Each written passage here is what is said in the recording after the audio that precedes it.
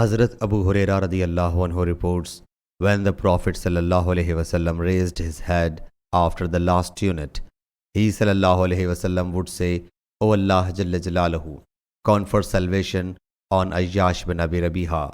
O Allah Jalla Jalaluhu, confer salvation on Salama bin Hisham. O Allah Jalla Jalaluhu, confer salvation on Walid bin Walid.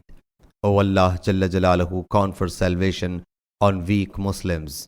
O Allah Jalla Jalaluhu, be strict with Mudar tribe. O Allah Jalla Jalaluhu, impose on them the famine years like those of Joseph times.